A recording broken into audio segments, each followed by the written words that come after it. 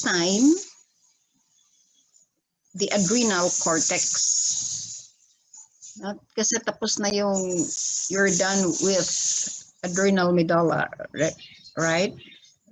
Epinephrine or epinephrine, like that.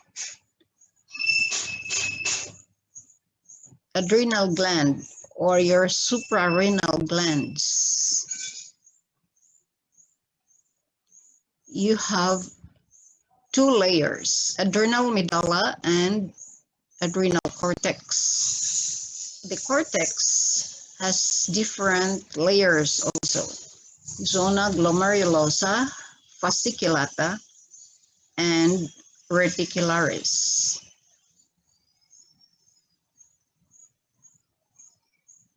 The outermost is glomerulosa, fasciculata, and reticularis.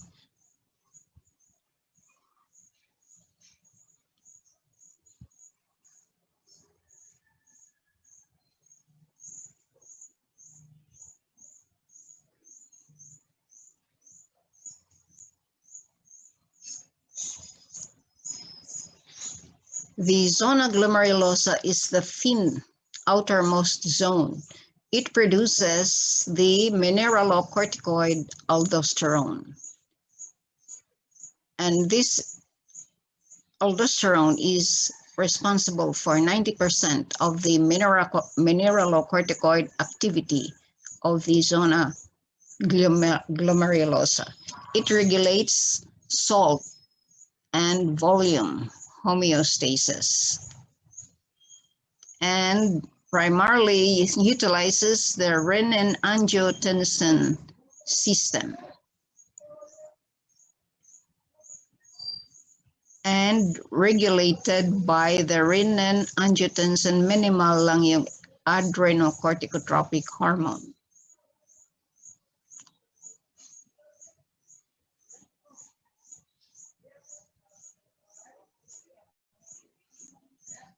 The synthesis of aldosterone. It is derived from cholesterol. Your cholesterol is converted to pregnenolone and pregnenolone to progesterone, then to deoxycorticosterone by the enzyme 3-beta-hydroxysteroid dehydrogenase and CYP21, respectively. This is very well illustrated in your Harper, so you can also read on your Harper on endocrine, because this is one reference that I use, your Harper. So from cholesterol, this one, this is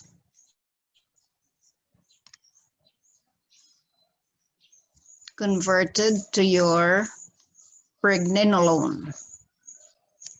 This is considered your mother hormone, your pregnenolone. And then with your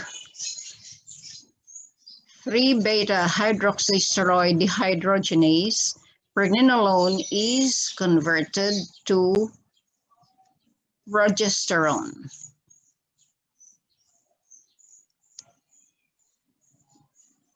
Yeah, this one here. Progesterone. From progesterone acted upon by your enzyme CYP21B to 11-deoxycorticosterone. With the same enzyme, but this time 11B2, CYP11B2, your 11-deoxycorticosterone is converted to your corticosterone. The changes is being highlighted. Hydroxylation, okay?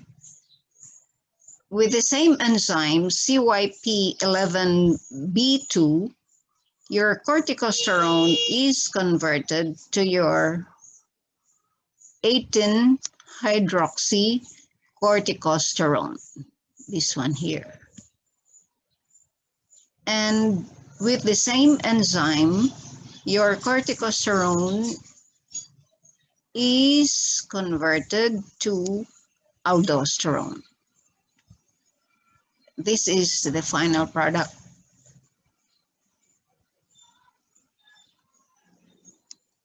Okay.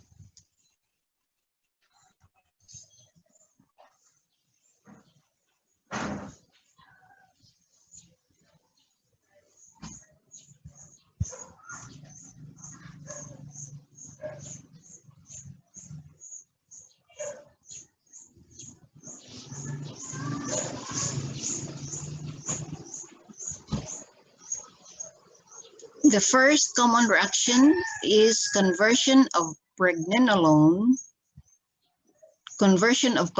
to pregnenolone.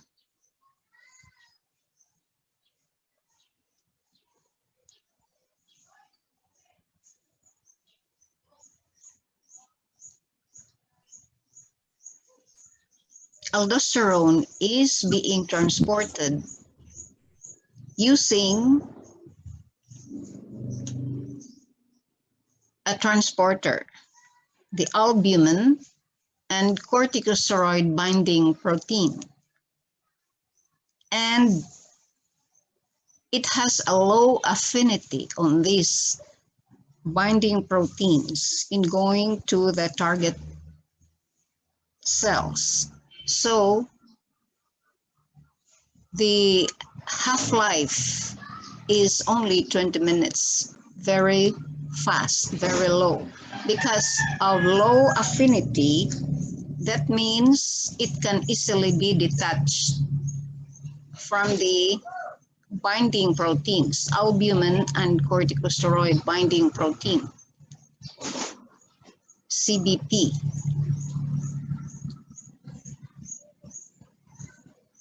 So the half-life is only 20 minutes. Okay, sorry.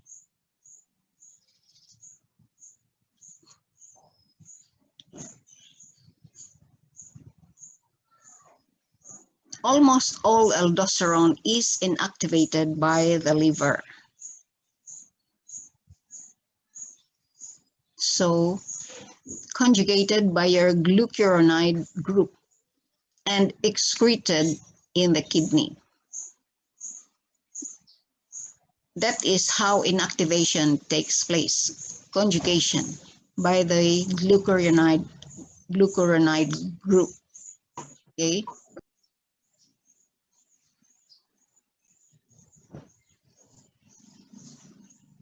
Mechanism of action.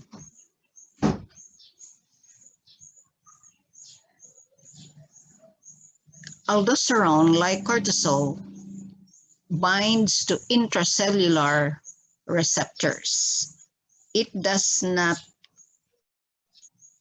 bind to cell membrane receptors, but it goes inside the cell, like your mineralocorticoid receptor.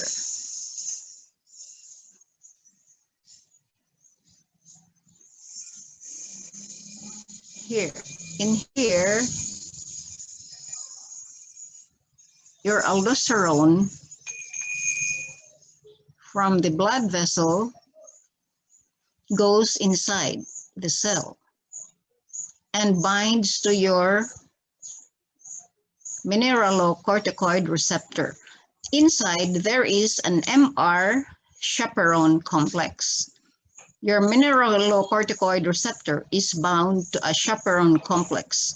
With the entry of aldosterone, the MR chaperone complex will dissociate, and the mineralocorticoid receptor will now bind with aldosterone instead of in exchange for your chaperone complex. Okay, so with the binding of your MR aldosterone complex, with the formation of the MR aldosterone complex, these following events will take place. There is dimerization, There is nuclear transport, binding to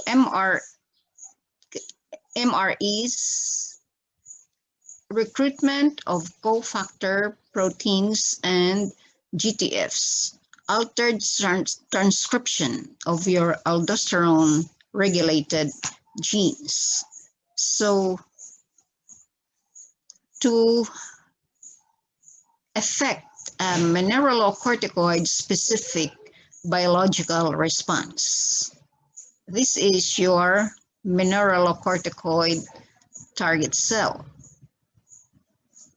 Your glucocorticoid target cell has another specific cell. Now,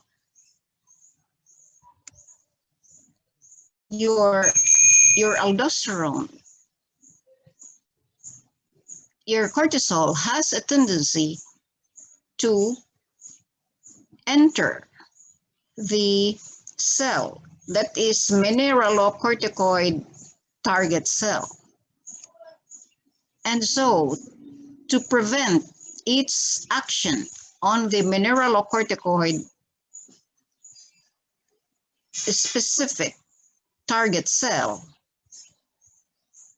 this is being acted upon by your 11-beta hydroxysteroid hydrogenase 2 and convert it into corticosterone.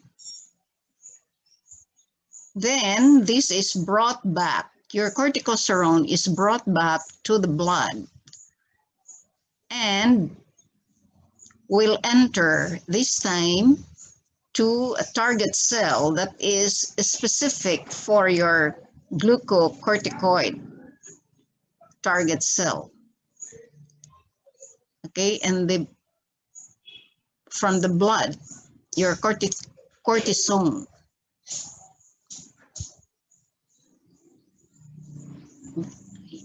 The cortisone will be acted upon by your 11-beta hydroxysteroid hydrogenase 1 and converted to cortisol. Then will bind to glucocorticoid receptors in place of the chaperone complex. So GR cortisol complex is formed. And then these things will follow.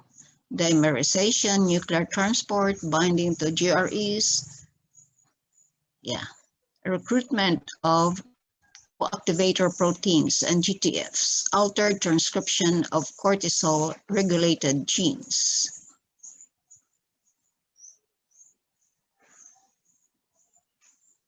We'll take up cortisol later.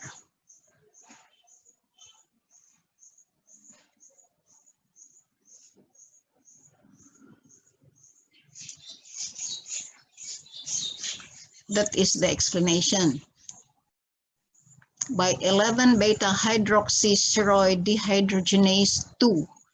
Remember the number, it is not 1. 1 is conversion of cortisone to cortisol, while 11-beta hydroxysteroid dehydrogenase 2 is conversion of cortisol to cortisone. Okay. So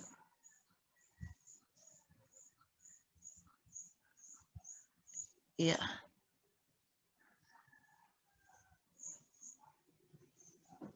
MRE is mineralocorticoid response element, and GRE is glucocorticoid response element.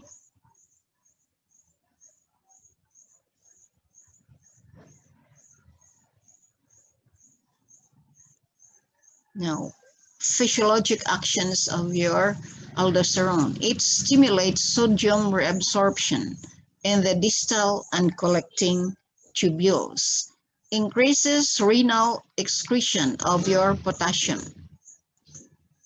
So counter transport, increases renal excretion of hydrogen.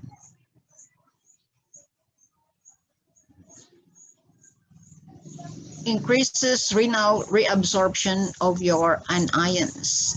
Like for example, chloride, yung may mga negative sign, that is your anions. Increases extracellular fluid volume by drawing water with sodium chloride.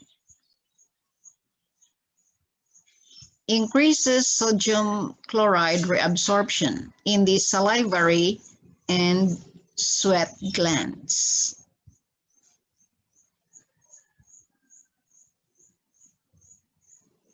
This one here, I'm not sure if you can see this very well. This is the renin-angiotensin system. When there is decreased arterial pressure in the body, the renin from the kidney will be stimulated. The kidney will be stimulated to produce renin. And so from renin, your angiotensinogen will be converted to your angiotensin 1. And from the lungs, the converting enzyme will convert the angiotensin 1 to your angiotensin 2. Then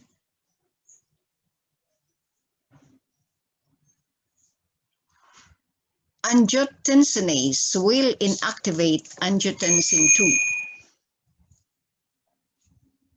And the effect of angiotensin 2 is vasoconstriction. And it is angiotensinase that will inactivate that. Then angiotensin 2 will also there is renal retention of salt and water. So to increase the arterial pressure. Renal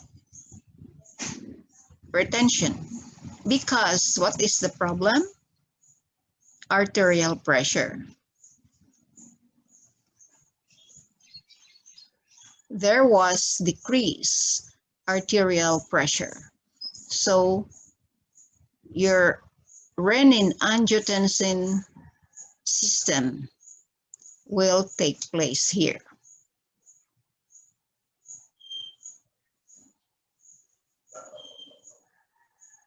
This is already discussed in your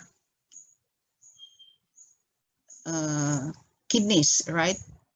So that is just sort of a review.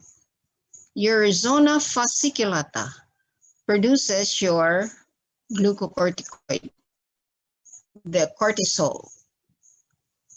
Steroid.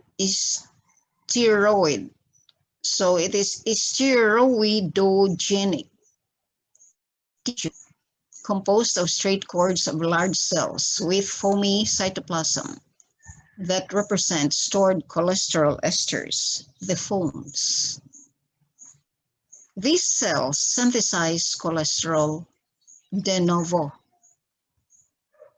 but also import from the blood in the form of LDL and HDL. So that's why do not be afraid with your cholesterol, because it is quite an important element. There is only a danger if you have too much of it. You know, too much of everything is not good. Always be in moderation in everything that you do. See? That's why if you have too much cholesterol, then what is the result? It will harden the cell wall. And so the integrity of the blood vessels is at stake. Okay? And if there is also less cholesterol than normal, it will also make the cell wall too fluid in such a way that toxins from the outside can enter the cell. So the cell wall cannot promise to protect the cell if there is also less cholesterol. That's why you have to have a moderate amount, the right amount of cholesterol. So the cell itself is active in the synthesis of your steroids. This is an steroid, your cortisol. Okay? Do you get so far? Aside from synthesizing in the zona fasciculata,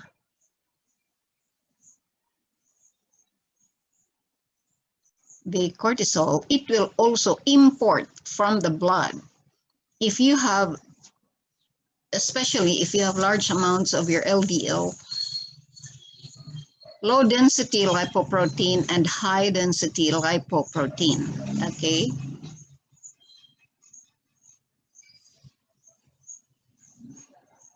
Free cholesterol are esterified and stored in your lipid droplets. Stored cholesterol is continually being converted back to free cholesterol by cholesterol ester hydrolase. The amount will depend on the degree of stimulation. For example, by your adrenocorticotropic hormone.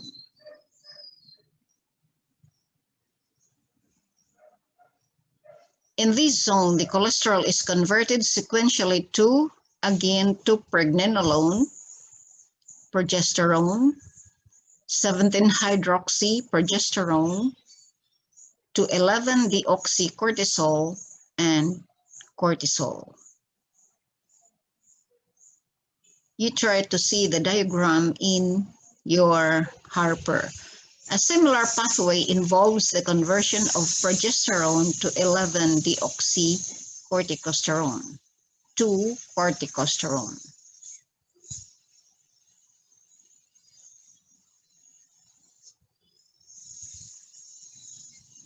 The production of deoxycorticosterone is significant because this acts as a weak mineralocorticoid.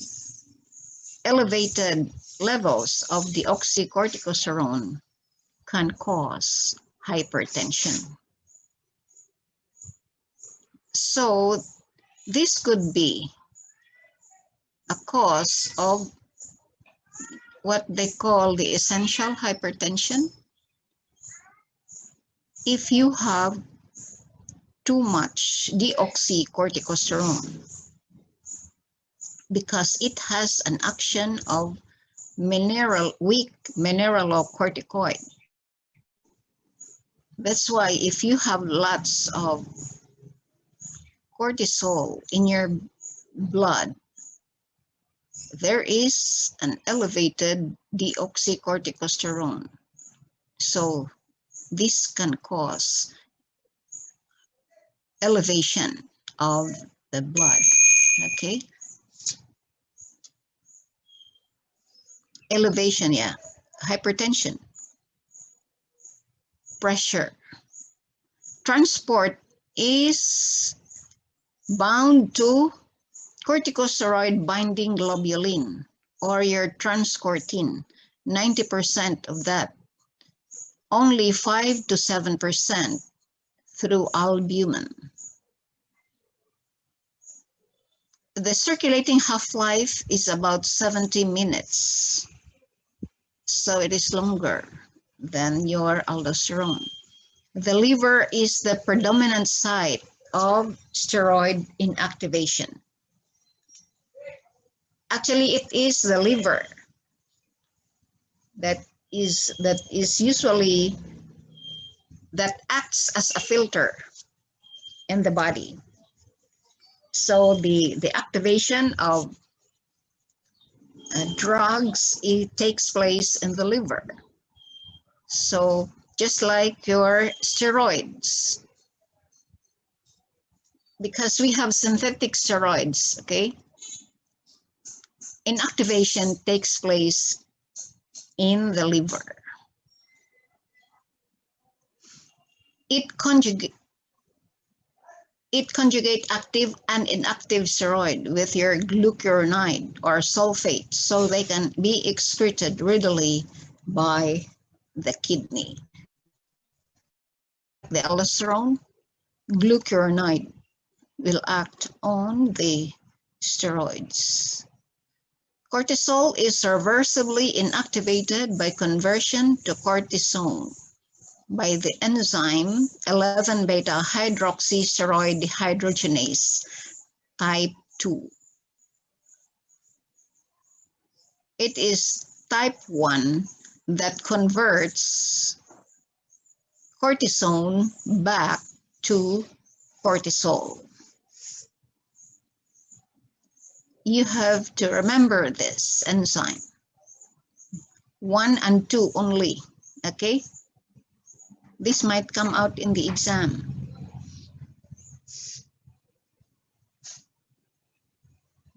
Cortisol mechanism of action. It acts through the glucocorticoid receptor. In the absence of hormone, glucocorticoid receptor resides in the cytoplasm in a stable complex with several molecular chaperones, including heat shock proteins and your cyclophilins. Cortisol GR binding promotes dissociation of the chaperone proteins, followed by rapid translocation of the cortisol GR complex into the nucleus. Then dimerization and binding to your glucocorticoid response element. Then recruitment of co-activator proteins and assembly of your general transcription factors to increase transcription of targeted genes, your mRNA, okay? Cortisol regulation of secretion. Corticotropin releasing hormone is released from the hypothalamus. Remember that? In response to stress or in response to hypoglycemia. Passes by way of the hypothalamic pituitary portal system to the anterior pituitary. And then it binds and stimulates cells that secrete adrenocorticotropic hormone in the pituitary. Adrenocorticotropic hormone acts on the adrenal cortex and stimulates the secretion of cortisol. Cortisol in turn acts on its target tissues to increase protein breakdown and increase blood glucose level. Acts on the hypothalamus. If the blood glucose is already of sufficient amount, then the cortisol itself will act on the hypothalamus to decrease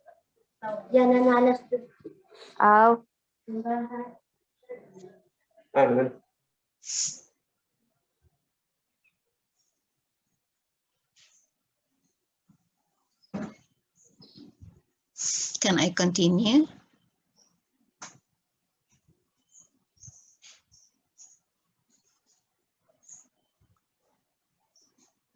Can I continue now? Yes po, Doc. Okay, thank you. Now, the cortisol itself will act negative feedback, remember that?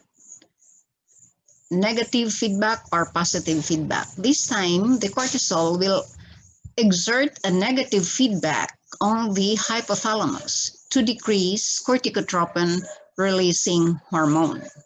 Okay?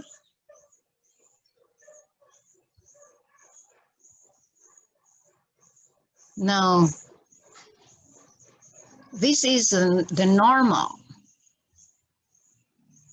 axis that the cortisol follows. The hypothalamus, pituitary, three-tiered feedback. From the hypothalamus,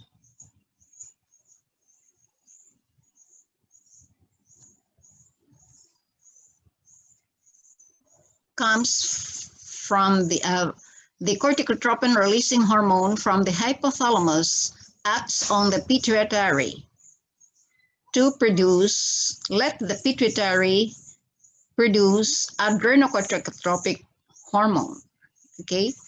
And the ACTH will act on the zona fasciculata, on the cells of the zona fasciculata, to let it produce cortisol, okay?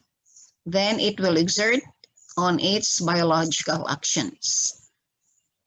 As soon as there is enough level of your cortisol, then this cortisol will exert a negative feedback on the hypothalamus to decrease corticotropin releasing hormone, as well as it will exert a negative feedback on the pituitary to decrease secretion of your adrenocorticotropic hormone. Okay, so that is it. Since nowadays,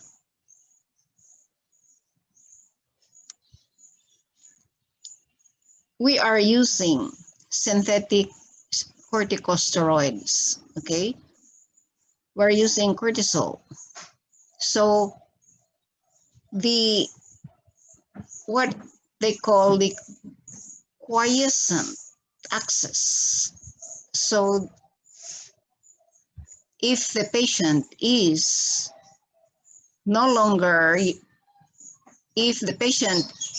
using synthetic steroids for more than 3 weeks, so what happens?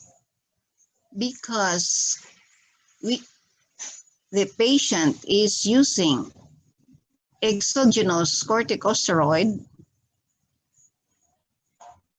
for anti-inflammatory or immunosuppressives, especially in transplants, for example, kidney transplants. You really have to have immunosuppressives so that the organ that is being transplanted will not be rejected. Okay, so you need lots of steroids. So synthetic steroids are being used. So what happens to the zona fasciculata? This will remain inactive, just like your muscle in your leg. If it is not being used often, it will, what happens? It will atrophy. For example, your muscle leg is in a cast because the bone inside is being fractured. So the muscles is not used. So it will atrophy. That's why the patient, when the cast is already removed, the patient has to undergo physical therapy to regain the size and function of that particular muscle in the leg. So this is what happens to the zona fasciculata. This will atrophy, okay, because it is not functional. This is not functional because of the exogenous corticosteroid. And so this exogenous corticosteroid will also exert a negative feedback on the pituitary and the hypothalamus. So if this is given to the patient for more than 3 weeks, this is what will happen. And then if it is more than 3 weeks, as what usually happens in transplant patients, so your zona fasciculata will atrophy. And so that's why you cannot withdraw your steroids that fast. Okay, you have to do it gradually, so that sort of physical therapy on the part of the zona fasciculata, so that to give the zona fasciculata a chance to recover. Okay, so it will gradually go back to its normal function. And so all you have to do is gradually reduce the dose of your synthetic corticosteroid. And then, for example, if it is 2 times, if you give it 2 times daily, then you can give it once daily, or one half daily. Okay, 1/2 dose daily. Then you can give it 1/3, then 1/4, like that. And then from the 1/4 dose, you can give it every other day, or after 1 week, every 2 days, like that. It is really very gradual, and you have to be patient with it, because what happens if you will stop the cortisol, the synthetic corticosteroids right away? What happens? This will be shocked. No? You are not giving a chance for the zona fasciculata to regenerate. So what will happen? The amount of natural corticosteroid is not, wala pa. And it is not enough to overcome stress in any form,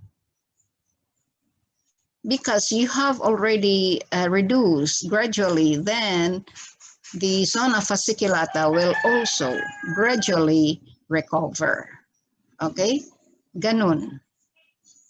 So that is the rationale why you don't have to stop the steroids right away. Nakakatakot yun. Your patient cannot undergo stress and overcome, and your patient can die, okay, because you're not giving the body a chance to regenerate.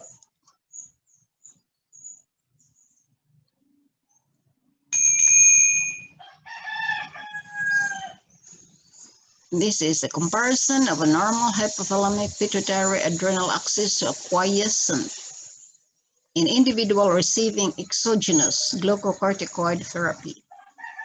The latter causes, excuse me, I think my battery is low.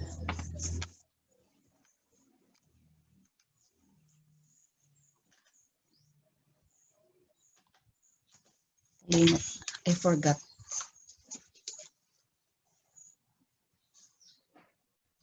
Pasensya na sa millionaire.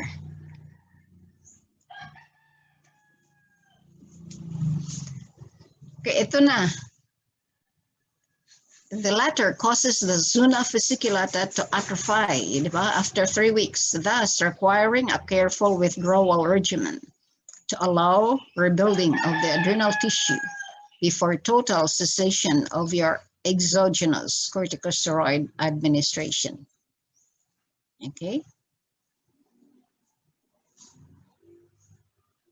What is the action of your cortisol on intermediary metabolism? It increases hepatic glycogenesis, increases hepatic gluconeogenesis, increases blood glucose, increases protein catabolism, increases plasma amino acids because of the catabolism, diba? Breakdown. So you increase plasma amino acids. Increase lipolysis. So increase plasma lipids and ketone bodies. Feedback of your adrenocorticotropic hormone secretion. It exerts a negative feedback on the pituitary, your cortisol, and on cardiovascular maintenance of vascular sensitivity to your catecholamines. What are your catecholamines? Epinephrine, okay? And growth and development, it increases pulmonary surfactant production. Where did you meet your pulmonary surfactant production? In the respiratory, okay? And this, the pulmonary surfactant, remember, this is important in the developing fetus because this prevents the collapse of your alveoli, okay? This will allow the alveolus to remain inflated. That's why if this is lacking in, especially if the baby is delivered premature, usually the alveolus, the alveoli is not very well inflated because of lack of surfactant.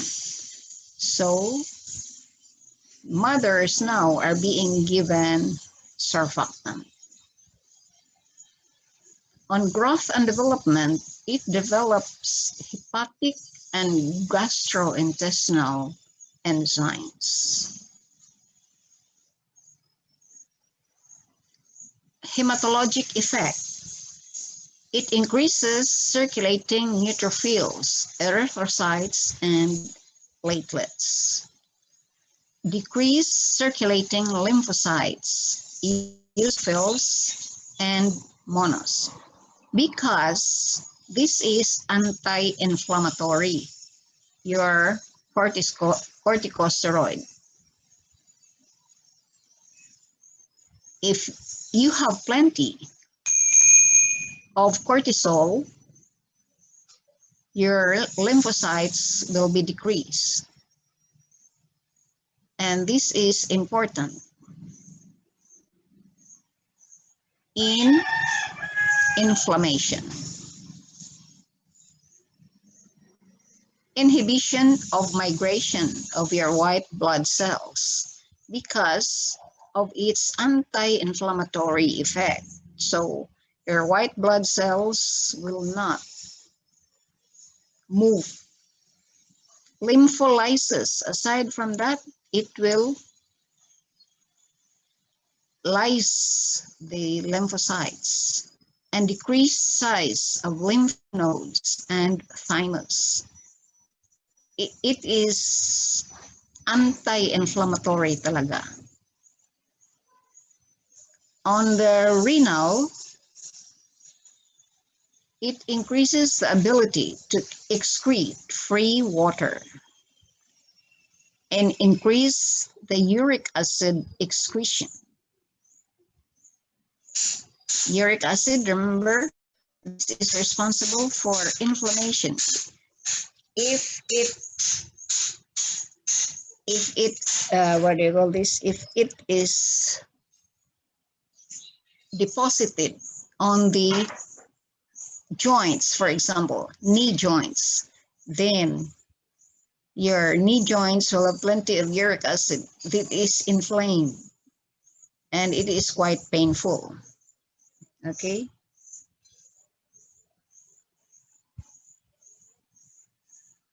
On the gastric, increases gastric acid secretion. That's why if the patient, for example, undergoing transplant, they suffer from hyperacidity. Okay, so they are given antacids, and it decreases gastric acid mucosal proliferation. Ninipis yung yung stomach mo. On the central nervous system, excess amount can initially produce a feeling of well-being, but if long-term, can lead to emotional lability and depression.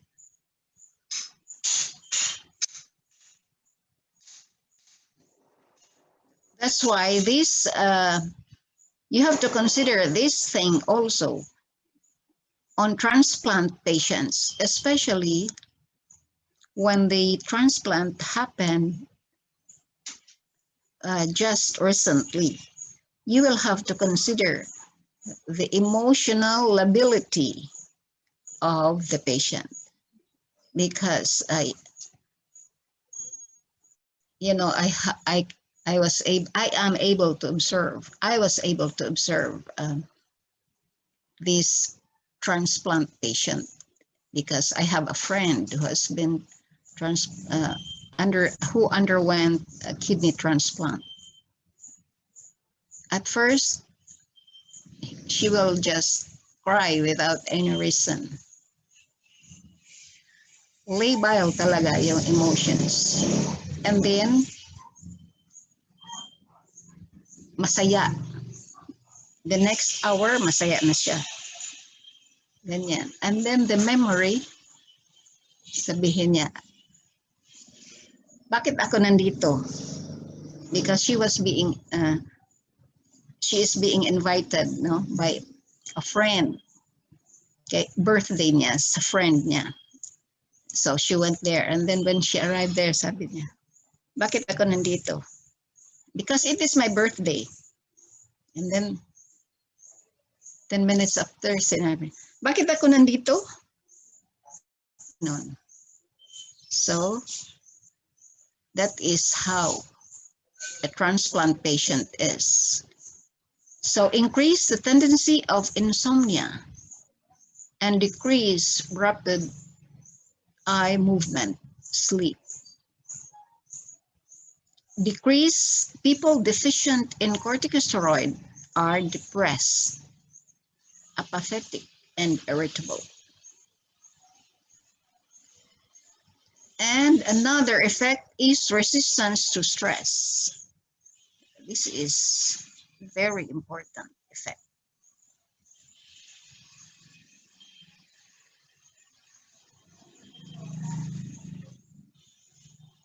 What is Addison's disease? Kulang.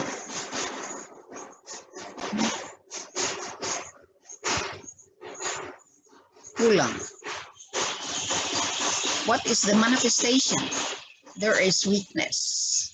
There is fatigability, anorexia, weight loss, hypotension, hyperpigmentation, because there is increased ACTH, hypoglycemia, low resistance to stress. In Cushing's, this is the opposite, too much.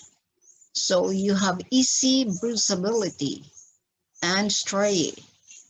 Usually striae dito sa may hypogastrium, you can very well appreciate that.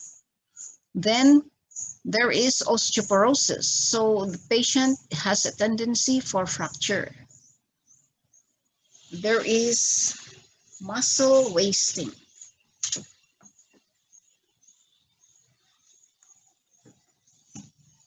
Excuse me.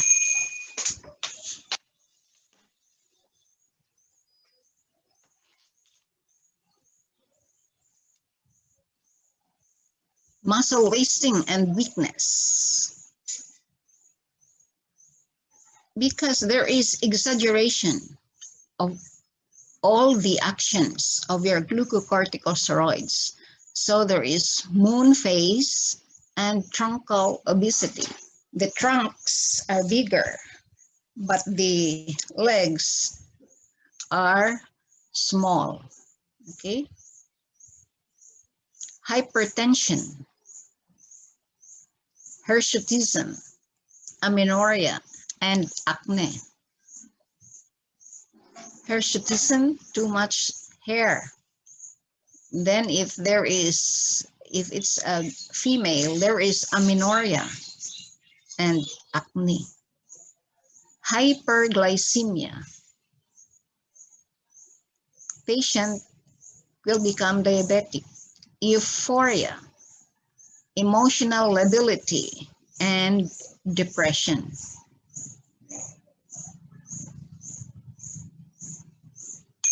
Your zona reticularis.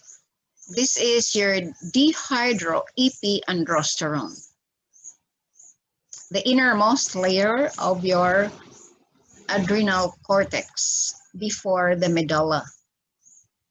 That is your zona reticularis. Begins to appear at 5 years old. So this is not prominent upon birth. At 5 years old. At 6 years old, the hypoepiandrosterone begin to be detectable in the circulation. So this is termed your adrenarche. This contributes to the appearance of axillary and pubic hair at 8 years old. DHEA, its level continue to increase and peak at mid-20s, then continuously decline with old age.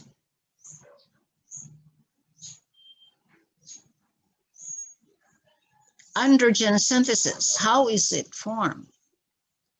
The zona reticularis differ from zona fasciculata with respect to steroidogenic enzyme activity, because zona reticularis has lower 3-beta-hydroxysteroid dehydrogenase than zona fasciculata. Thus, the delta pathway predominates in the zona reticularis. Zona reticularis expresses cofactors or conditions that enhance the 1720 lyase function of your CYP17 enzyme, thus generating dehydroepiandrosterone from 17-hydroxypregnenolone. Instead of progesterone, it will produce dehydroepiandrosterone.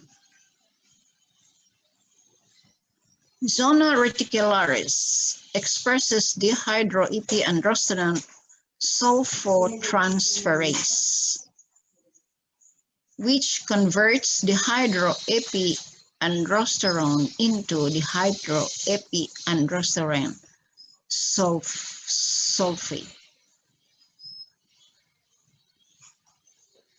Zona reticularis also synthesize androstenedione, but the most active sex steroids are from the peripheral conversion of the hydroepiandrosterone sulfate and androstenedione. So this is the diagram. This is the molecule. From cholesterol, you produce your pregnenolone, right? Pregnenolone. So with a CYP17 enzyme, you will produce 17-hydroxypregnenolone. And another CYP17 enzyme will produce dehydroepiandrosterone. With the action of your 3-beta-hydroxysteroid hydrogenase enzyme, you will produce androstenedione.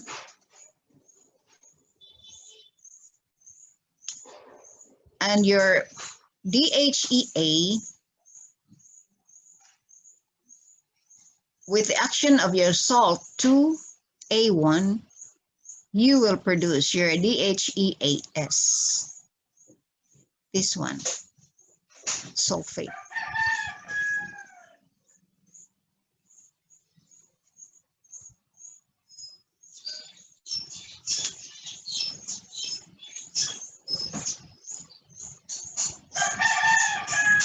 What is the physiologic actions of your androgen, your dehydroepiandrosterone?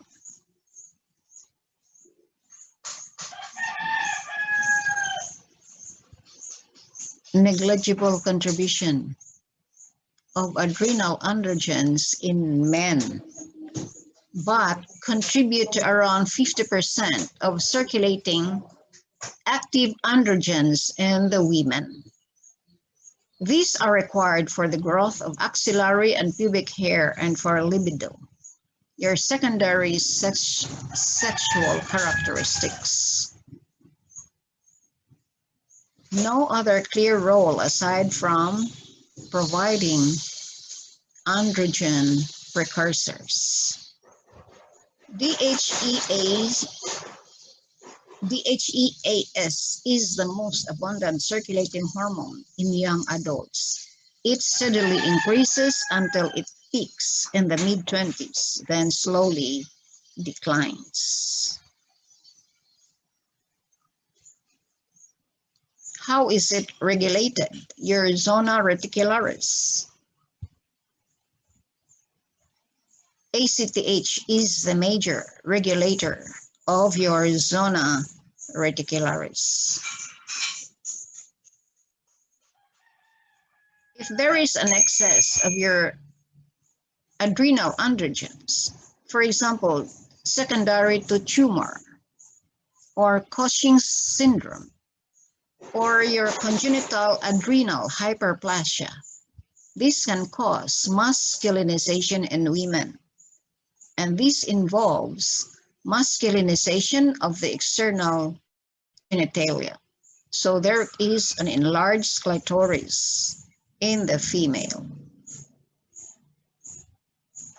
So this takes place in utero when the fetus is still inside the placenta. There is hirsutism, excess facial and body hair, acne in the adult women,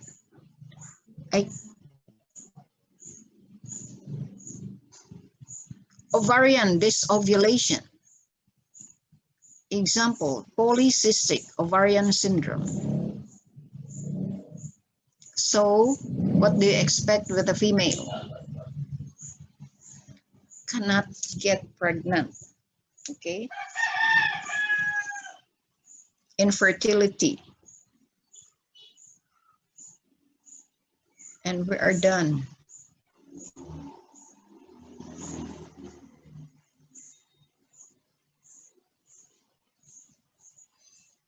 Any question?